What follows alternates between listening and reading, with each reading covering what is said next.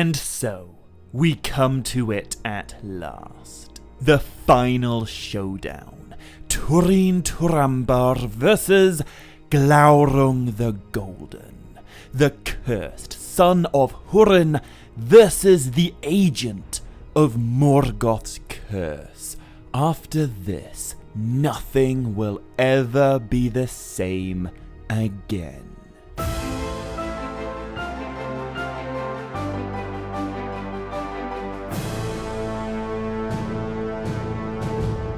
Maya, Govan and Melanine, and welcome to another installment in this series explaining and breaking down Tolkien's epic First Age tale of the Children of Húrin. And in this video, Turambar's going to face his doom. He's leaving his beloved Niniel, the mother of his unborn child, in their marital home upon the hill of Amon Obel. He's leaving his fellow woodsmen, safe and secret behind the wooden walls of Brandir, and he's heading out with only 2 companions to the ravines of Tyaglin to have one last confrontation with Glaurung. The dragon draws ever nearer. Spires of black smoke rise beyond the river as the sun begins to set. Before the morning, the final stroke will have been dealt. For either Turambar or Glaurung, this is their final sunset. And so, as night sets in about them, Turambar turns to his 2 companions, Dorlas the hunter, who brought him to the forest of Brethiel almost 4 years ago, and Hunthor, his second cousin, who's come on behalf of their chieftain, Brandir. And Turambar tells them that this is the hour of their doom. They must creep with the utmost stealth towards the place where the dragon will be vulnerable, but they must be very careful, for the ears of Glaurung are as keen as his eyes, and they are deadly.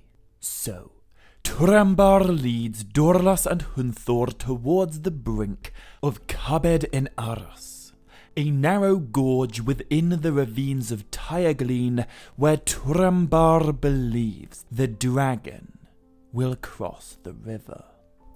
And what Cabed-en-Aras means is leap of the deer. For, as Dorlas once witnessed firsthand, here, the sheer cliff walls dividing one side of the ravine from the other are so close together that a deer once leapt over it to escape the huntsmen of Haleth. Here, the gap is so narrow that Glaurung will be able to cast himself across and effectively use his own body as a bridge with which to enter into Brethiel. But in that moment, he will be vulnerable. His soft belly will be exposed, and Turambar knows so long as he waits in the perfect place and strikes at the perfect moment, one great upward thrust from Gurthang will be the blow that slays the dragon. But that is much easier said than done. When Dorlas arrives at this place and he looks down at the fierce water rushing over Razor Rocks, his heart sinks. He knows better than any other all the land of Brethiel, and he knows that Cabed-en-Aras is a grim place indeed. Maybe, in the daylight, a bold, sure-footed man might be able to cross the river there, but even then it would be perilous. At night, it seems about as dangerous as the dragon. But this is Turambar's plan. Dorlas doesn't have to come, but if he chooses to, it will be useless to gainsay the counsel of Turambar. So, the 3 of them set out at dusk. They pass into the twilit woods above Tyaglin, and as they draw near to Cabed-en-Aras, their nostrils are assaulted by a reek of burning, a sickening stench of smoke, and black columns rising up into the deadly still night, blotting out the last light in the west and the first glimmering stars in the east. There is nothing to do now but wait. And so, while Turambar and Dorlas and Hunthor all wait together for the doom of the dragon to come upon them, back within the safety of Efelbrandir, Turambar's wife, Niniel, the Tia Maiden, stands silent as stone, looking south and fearing the worst. She's 2 months pregnant, and her life with Turambar is literally the only thing she really knows. Every other part of her memory of who she truly is was mysteriously missing on the day they first met. And as Niniel wonders and worries, she is visited by the chieftain of the people of Brethiel, Lord Brandir, a guy who's secretly in love with her, but whom she loves in return as a brother. So she confides in him, telling him that her dread is beyond enduring.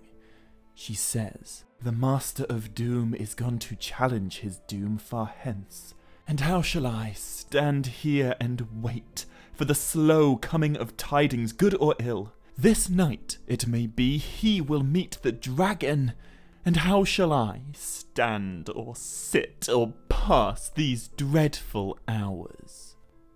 Brandir knows not, but somehow these hours must pass, for Niniel, and for the wives of Dorlas and Hunthor, and for all the people of Brethiel, until the tidings come of victory or of defeat, of a coming peace or of their imminent destruction by dragon fire. But for Niniel, that is not good enough. She refuses to sit here and wait for tidings. Instead, she will go to meet them. When Brandir hears this, his dread grows black, and he tells her she must not do that. He will hinder it if he can, for if ill befalls, Niniel will be in great danger beyond the walls of his wooden fortress. But if ill befalls, Niniel does not wish to escape. Besides, what protection can wooden walls offer against dragon fire? She tells Brandir that his wisdom is in vain, and that she will hinder him. Just like her husband earlier in the day, Niniel gathers a council of the woodsmen and their wives to the main courtyard of Efelbrandir.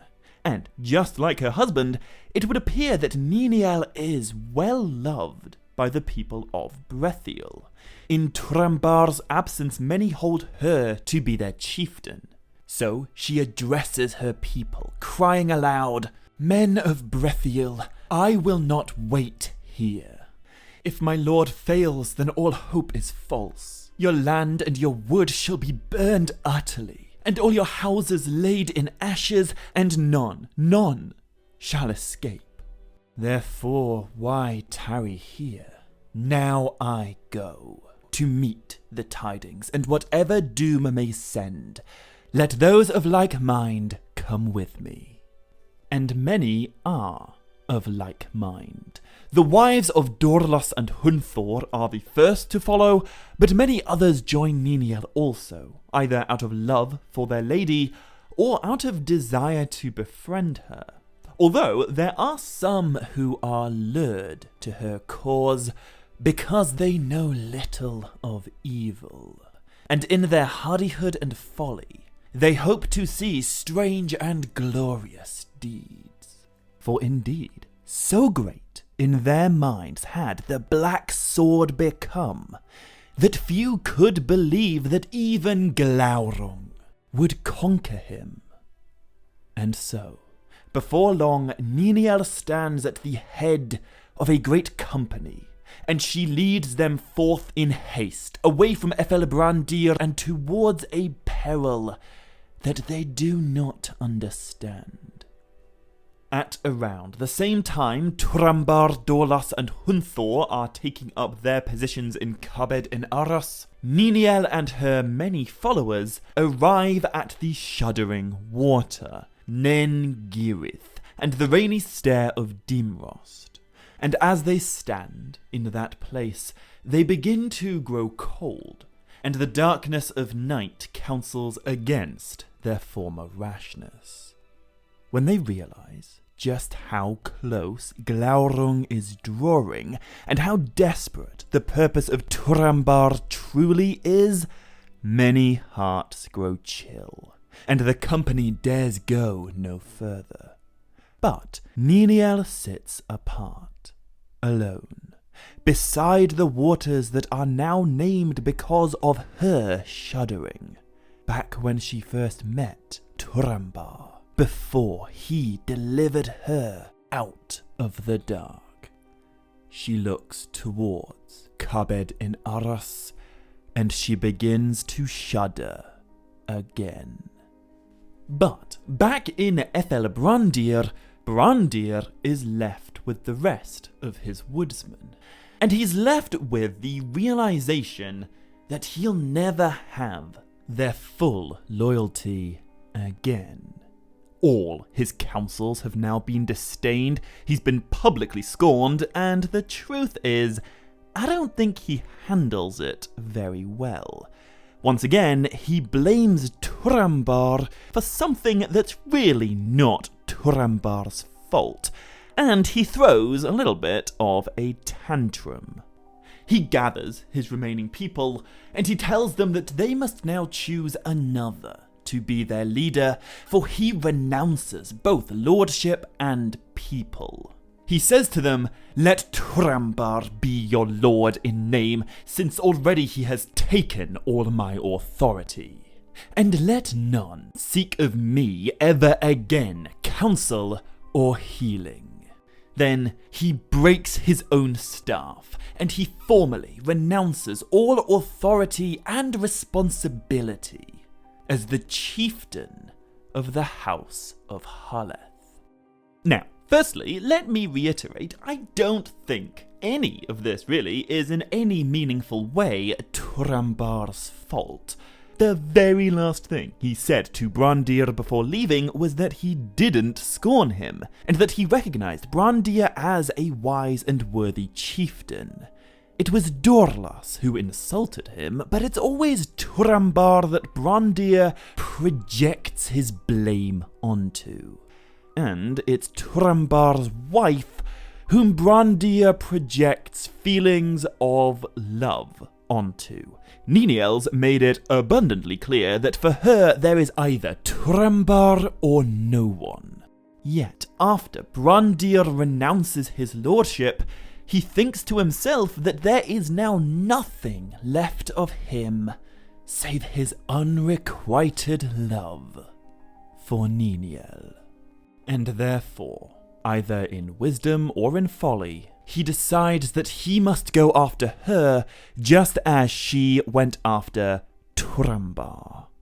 So, Brandir takes up his crutch in one hand, he fastens a short sword about his waist, and he marches off with all his limited speed towards Niniel and her people, and towards Turambar and the dragon. So, let's get back to those two. As Glaurung speeds with fell fire towards the ravines of Tyrglin, Turambar and his two companions descend the gorge at Cabed in Arras, and attempt the dark and dangerous crossing of the fierce and foaming Tyrglin. But there is at least some good news. The roaring white water of the Tyrglin does drown out all other sounds, and so Turambar is confident that Glaurung won't be able to hear them. Dorlas leads Hunthor and Turambar down a cleft all the way to the foot of the northern cliff. But when they arrive at the rushing water grinding the teeth of the river's sharp stones, Dorlas's heart quails, and his courage leaves him. He tells Turambar this is a sure way to death. But Turambar replies, this is the only way. And so he goes on, leading them, and by skill and hardihood, or by fate, Turambar makes it across the river Tyrgleen and to the foot of the southern cliff wall. Next comes Hunthor, following his second cousin over the same perilous rocks and through those same wild waters. But when it comes Dorlas's time to cross, his courage abandons him utterly, and he remains sitting and shivering on the shore, ashamed but unwilling to go on, knowing that despite his condemnation of Lord Brandir's perceived cowardice, when push comes to shove, it is he who lacks courage. And so, now, it's down to just Turambar and Hunthor.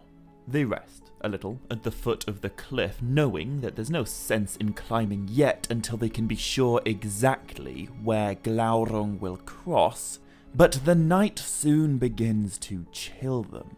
They're both still drenched by the Tyrgleen, and as they rest, Turambar has a brief but dark dream of a black tide sucking and gnawing at his limbs. However, it's not long before a cold night and restless sleep become by far the least of their concerns. Suddenly, there comes a great noise, and the walls of the chasm quiver and echo.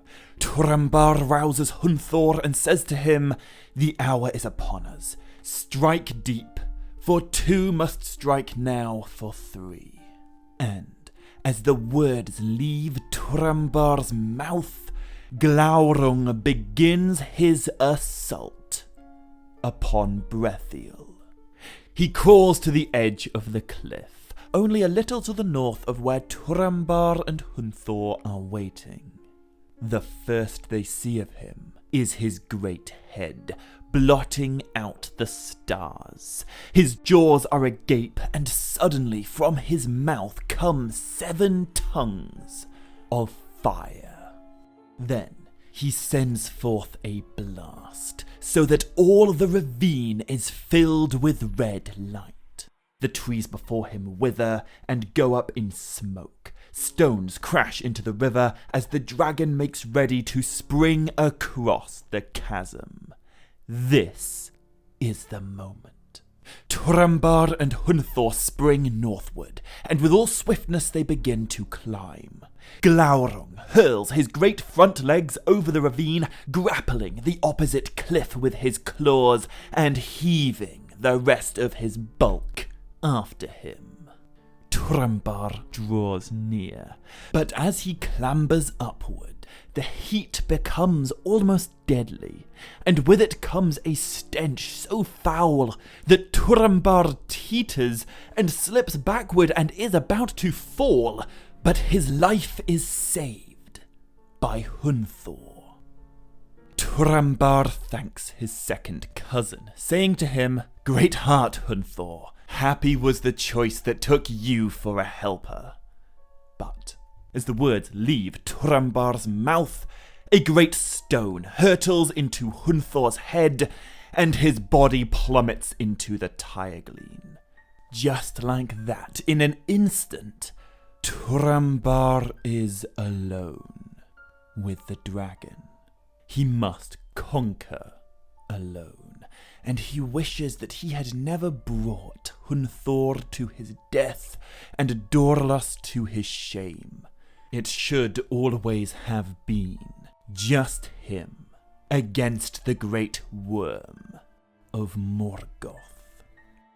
As Glaurung heaves his weight over the gorge, Turambar summons all his will and all his hatred of the dragon and its master, and suddenly he finds strength of heart and of body that he has not known before. He climbs the cliff, stone to stone, root to root, up until he seizes a slender tree growing just above the lip of the chasm.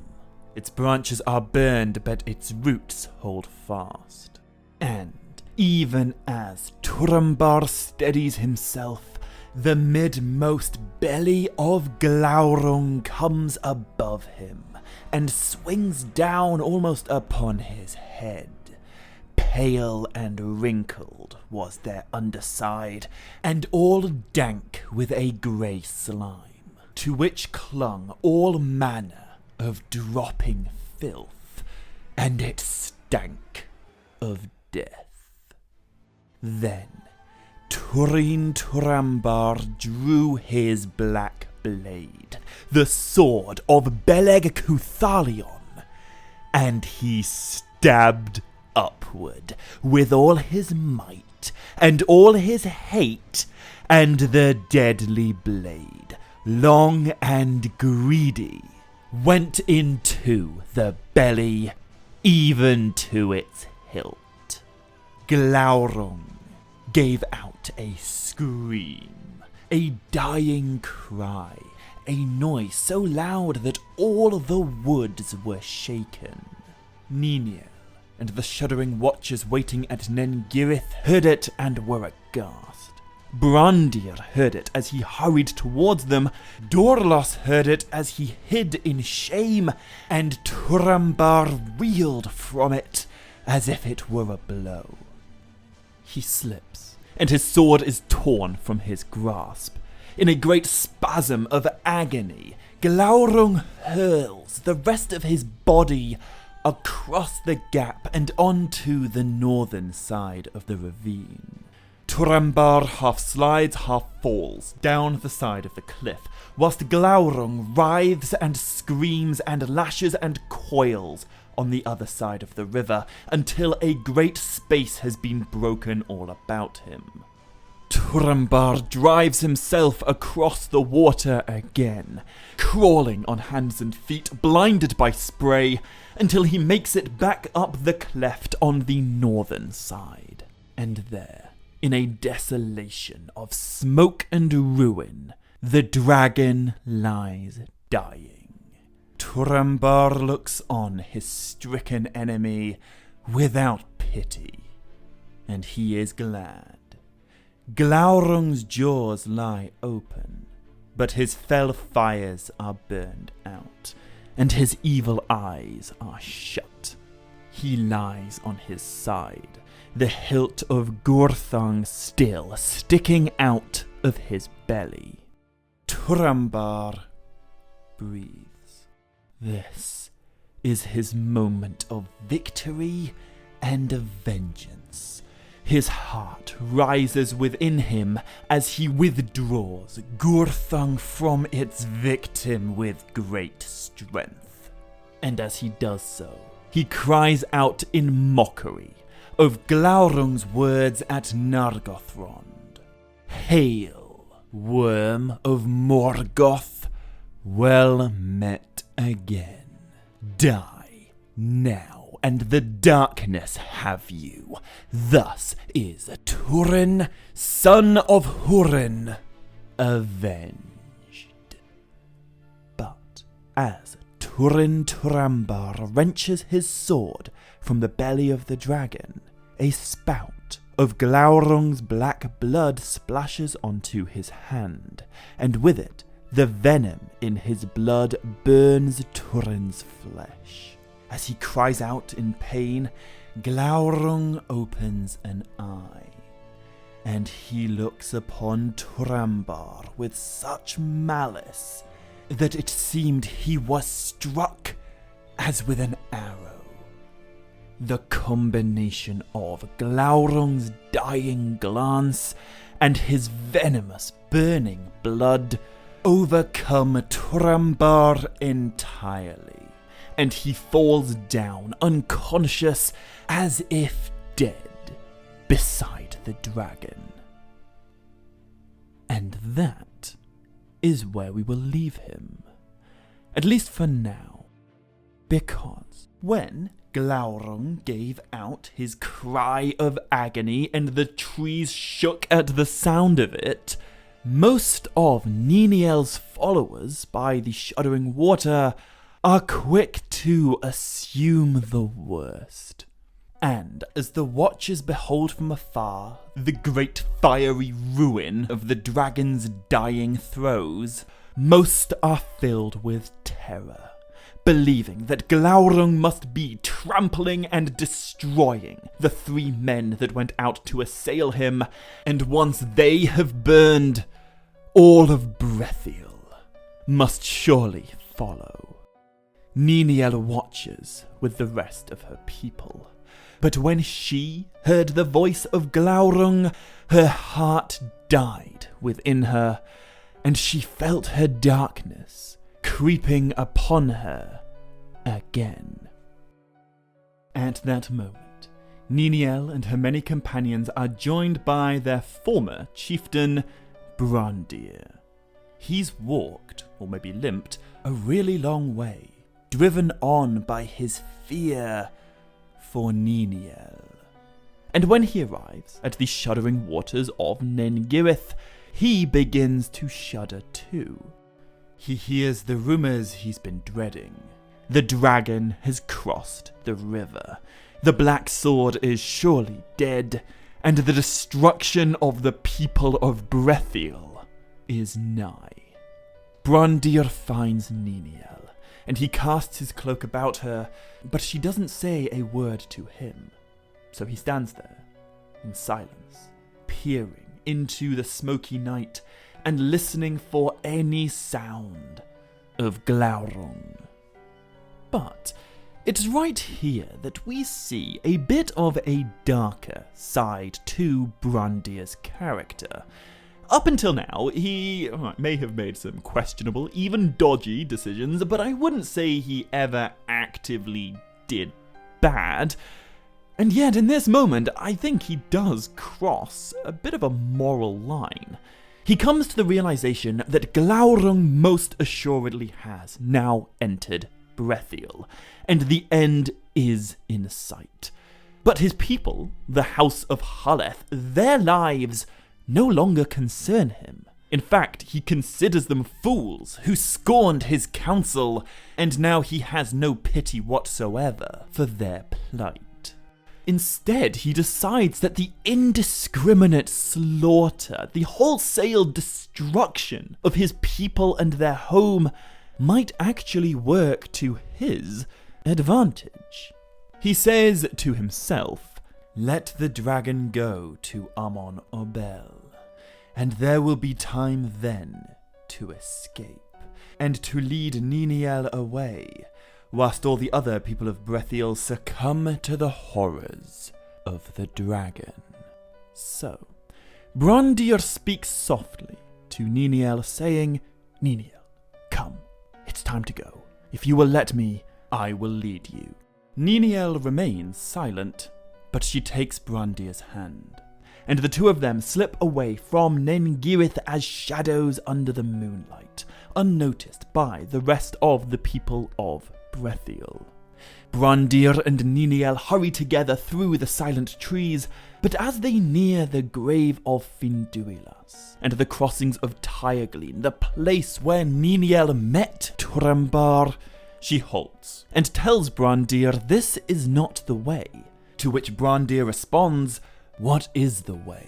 For all our hope in Brethiel is ended. We have no way save to escape the dragon and flee far from him while there is yet time." But when Niniel hears this, she's horrified.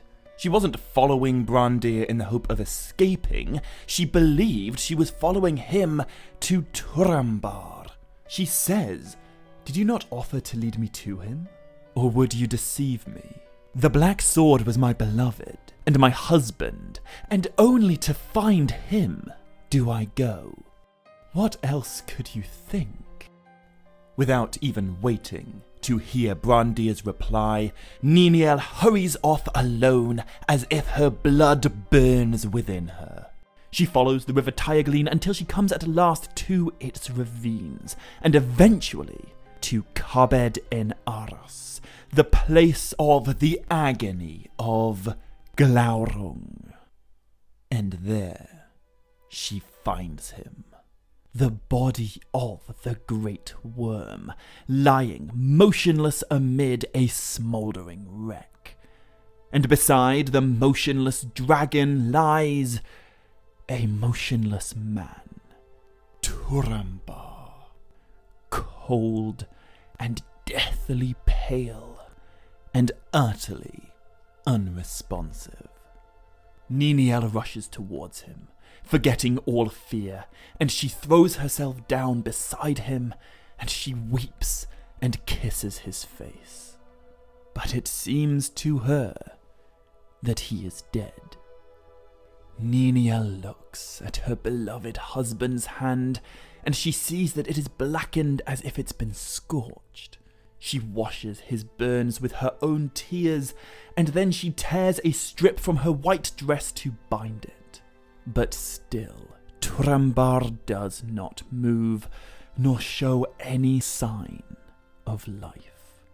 Niniel kisses him again, and cries out, "Turambar, come back! Hear me, awake! For it is Niniel! The dragon is dead, dead, and I alone am here with you." Turambar does not hear her, but Brandir does. He's not able to run quite so fast, but he has caught up with her, and now he watches her from the cover of the trees. But just as he's about to step forward, revealing himself and offering comfort to Niniel, the other body begins to stir. Glaurung is not yet quite dead. As Niniel cries out for Turambar, the dragon opens an eye, and he looks upon the Tear Maiden, and he recognizes her. With a gasping voice, Glaurung delivers his final words. He tells Niniel, "We meet again ere the end, and I give you joy that you have found your brother at last. A stabber in the dark and a curse unto his kin. Túrin, son of Húrin. But the worst of all his deeds you shall feel in yourself." Just before the dragon dies, he addresses Niniel by a name she hasn't heard in years. Nienor, daughter of Húrin. The Tear Maiden sits stunned, and Glaurung dies. And as he enters death, the last veils of his malice fall from her. His spell is finally broken, and all the memories that Niniel lost 4 years ago at Nargothrond suddenly return. She remembers everything. She left Doriath to accompany her mother. She went to Nargothrond in search of her brother. She came under the dragon's spell and had her mind broken by him. She fled from Mablung of the Heavy Hand, and she ran naked and lost into Brethiel, where she was found. Her whole body shakes with anguish as she realizes the horror. The man she loved so dearly, her husband who helped her overcome her darkness, the father of her unborn child, is in fact the brother she went looking for.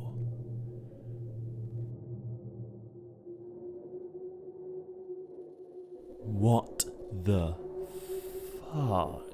Right? I mean, yes, you probably did see it coming, but the children of Húrin didn't. That's the curse of Morgoth at work.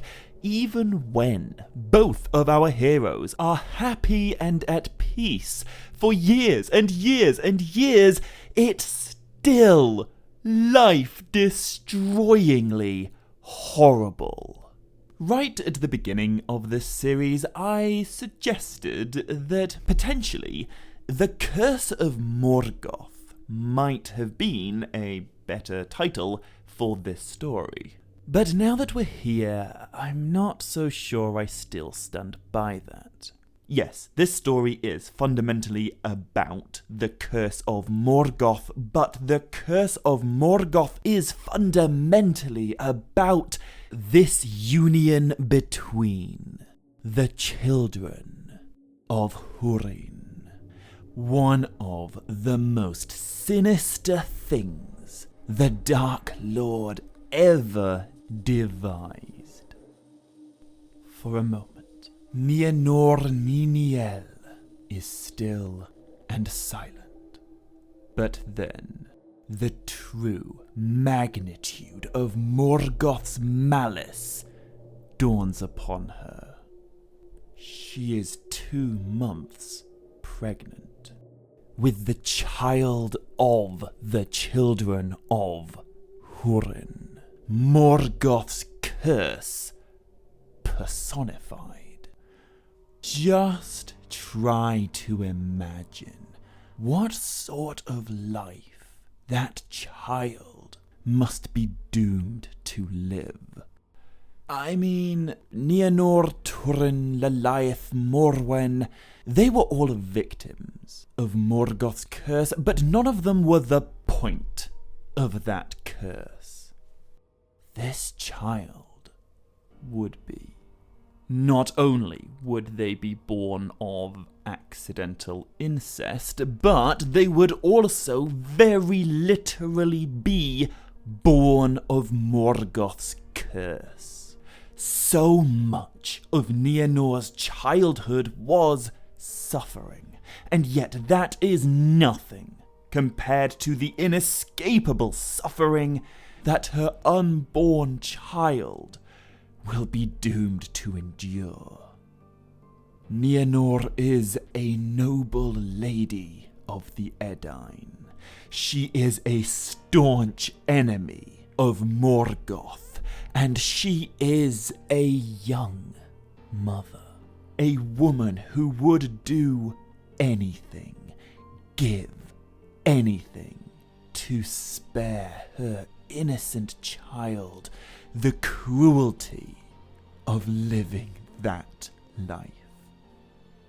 She stands as pale as a wraith in moonlight, and she looks down upon her seemingly lifeless brother, her husband, and she says to him, "Farewell, O twice beloved, a Túrin Turambar Turunambar Tenen, master of doom, by doom mastered.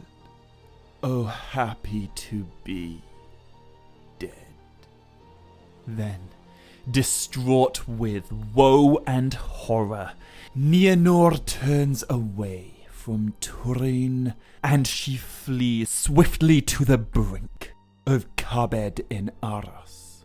As she does, Brandir reveals himself, rushing towards her, begging her, "Please, just wait." "Wait," she says to him. That was ever your counsel. Would that I had heeded.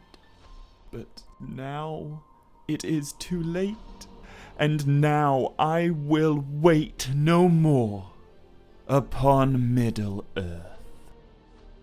She stares down at the loud river flowing fiercely below. Water, she says. Take now, Niniel Nienor, daughter of Húrin, take me and bear me down to the sea. With those words, Nienor casts herself over the brink of Cabed en Arras, a flash of white swallowed in the dark chasm, a cry lost in the roaring river. And thus ends the life of the daughter of Húrin. Her body is borne away by the Tyrgleen, and it is never found, nor ever seen again by any man or elf or orc. I suppose there are quite a few ways in which Nienor's death can be interpreted, but I do think there's more to it than just despair and shame. Right at the forefront of her mind, I think there was love for her unborn child, as well as defiance of a relentless enemy. Nienor's sister Lilith was taken by Morgoth, and as far as she knows, Húrin and Túrin have also been taken. But she will not share their fate. She will not wait for the next round of suffering to play out.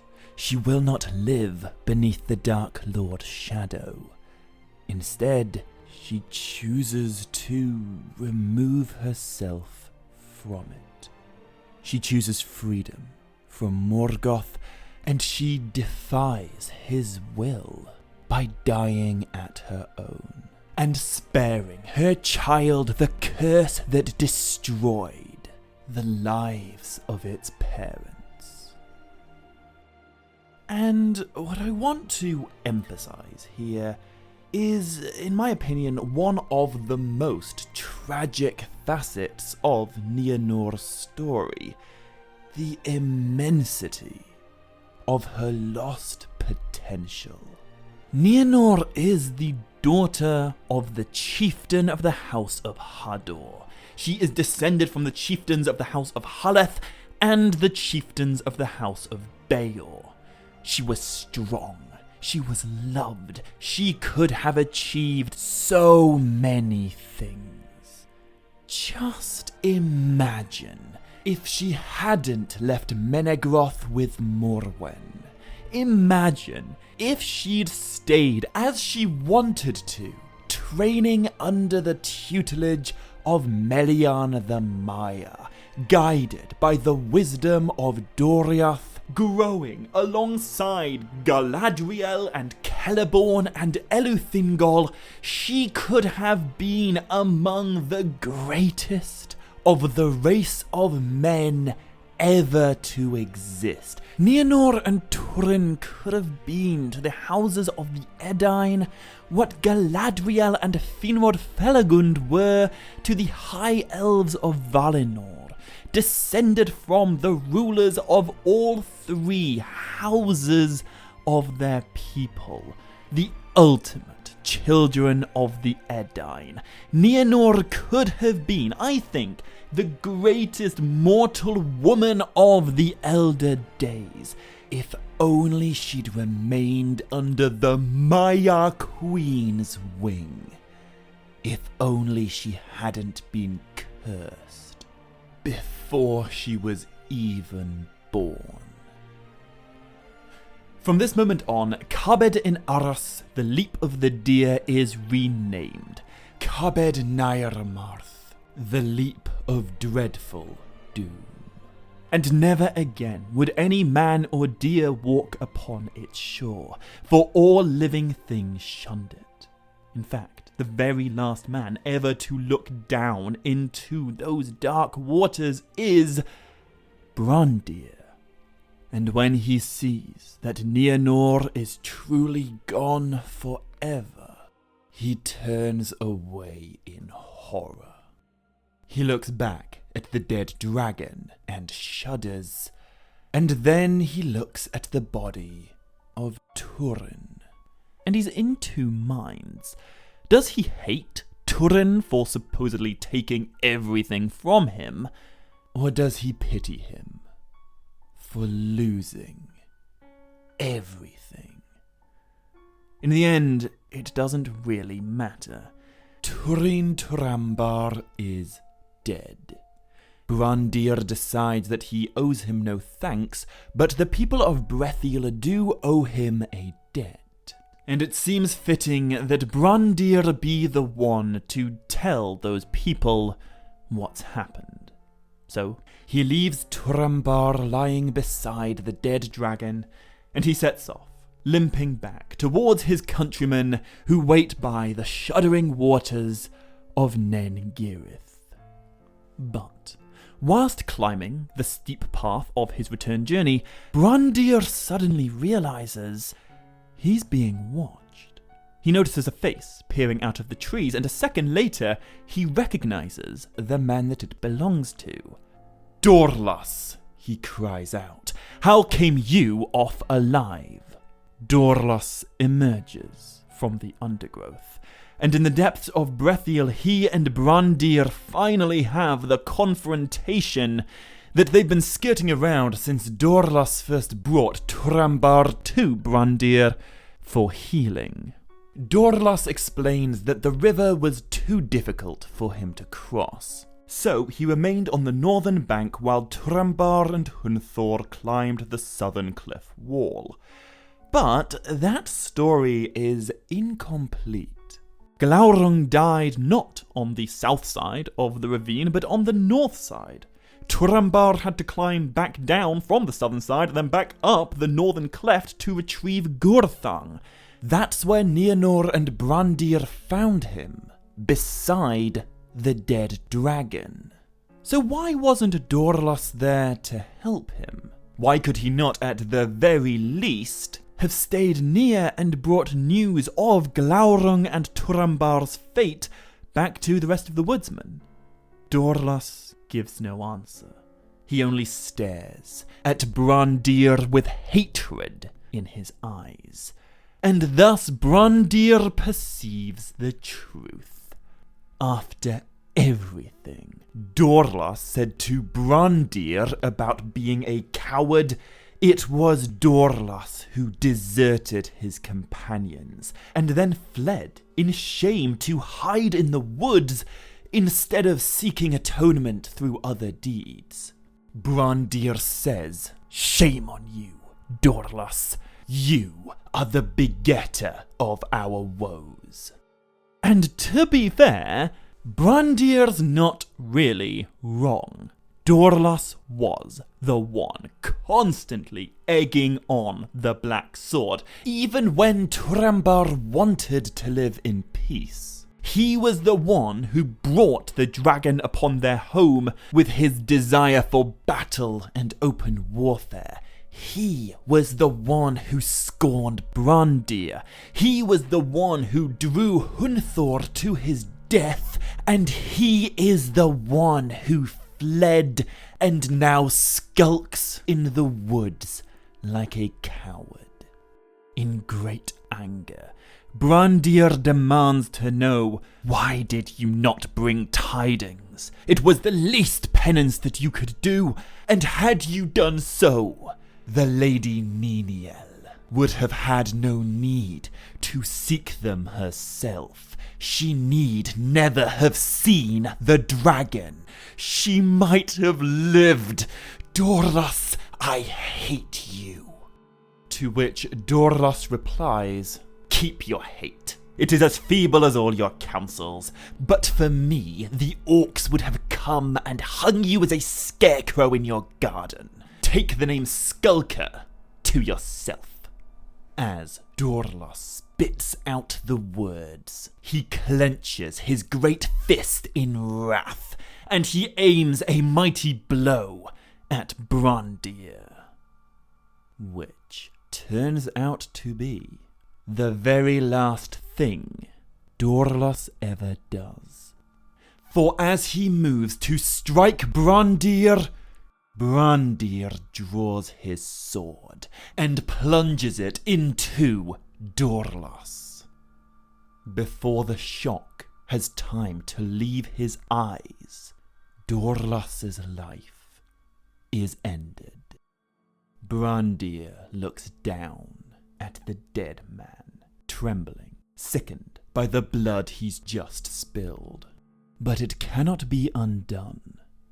So, Brandir casts down his sword, and he leaves it beside the body of Dorlos before continuing on back to Nen Girith to report his tidings to what remains of his people.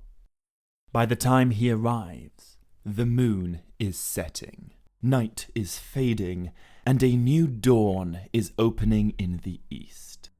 The people of Brethiel ask Brandir where he's been, and where is Niniel? Is the dragon on his way? Is all now lost? Brandir allays these fears by telling his people the truth. The Lady Niniel is gone, never to return.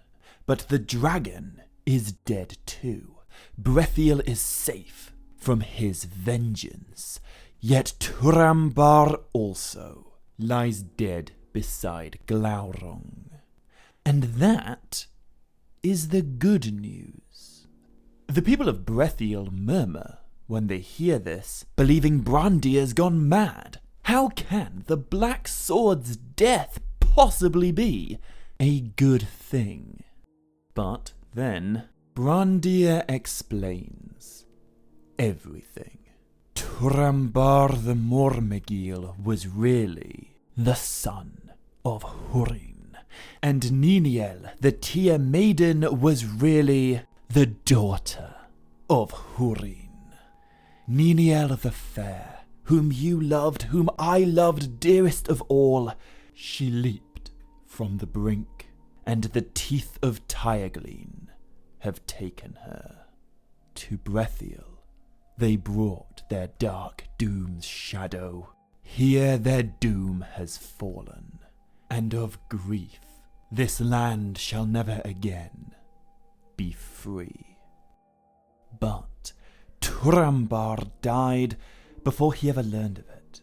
According to Brandir, he ended his life believing that Niniel was his wife, and nothing more. Therefore it is good news that he is dead, and that he will never have to face the truth. The people of Haleth's house are devastated to learn this, and it's agreed that from now on this forest shall not be known as Brethiel, the land of the Halathrim. Instead it shall be called Sarkniakin Húrin, the grave of the children of Húrin. The woodmen weep. They do not understand how this evil has come to pass, but they know it's not quite yet the end. Their beloved Niniel's body is lost, and all the waters of the Tyagleen shall now be accounted her grave. But Turambar, their deliverer, the most valiant of men, who saved them from the conquest of Glaurung, he shall not be left to lie beneath the cruel sky. He deserves a burial, and a grave, and funeral rites worthy of a true hero of the Edain, the Black Thorn of Brethiel, who finally killed the first dragon. And so, the people of Brethiel depart from Nen Girith, and they journey as one towards the ravines of Tyagleen and all the way to Cabed Nairamarth to find Turambar and to honour him, to do right, to do what's necessary by the customs of the race of men. However, there is one fact that Brandir did not tell the people of Brethiel, something that he himself does not know. No one in Brethiel knows it. Dorlas didn't know it, Nienor didn't know it. But Tolkien tells us Túrin Turambar is not yet dead. In the moment of Glaurung's death, the black sleep that had fallen upon him began to lift. As Nienor cast herself into the raging waters of Tyagleen, he breathed deep again. And although the night turned bitter cold, and Túrin then passed into another great slumber of weariness, when the morning broke and the darkness gave way to light, Túrin Turambar finally awakes. He sits up, and he finds that his burned hand has been bound with a strip of white cloth. He calls out, but no one is near enough to hear. There is nothing around Turambar save the corpse of Glaurung, the burned ruin of his dying throes, and a reek of death. This is how the final chapter of the Children of Húrin begins. And as is quite often the case with Tolkien, absolutely no effort whatsoever is made to avoid spoilers. And so, in this instance, I think I will follow the professor's example by reluctantly revealing that the very last chapter of this story is called The Death of Túrin. And that is what we'll explore in the next video, the last video. As the sun rises and Túrin awakes, there's no way he can know it, but the very last day of his life has already begun. All that's left now of the Children of Húrin is their finale. So, to make sure you don't miss episode 13, the very last installment in this story, hit subscribe if you haven't already, and be sure to click like and leave a comment on this video if you want to. However, until next time, as always, my dear friends, much love, stay groovy, and Nevair Melanin.